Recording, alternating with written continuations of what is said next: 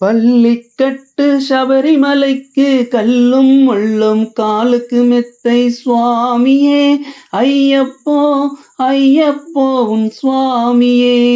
நெய் அபிஷேகம் சாமிக்கு, கற்பூர தீபம் சாமிக்கு, ஐயப்பன்மார்கள் கூறிக்கொண்டு ஐயனை நாடி சென்றிடுவார், சபரிமலைக்கு சென்றிடுவார் சுவாமியே ஐயப்போ ஐயப்போ உன் சுவாமியே.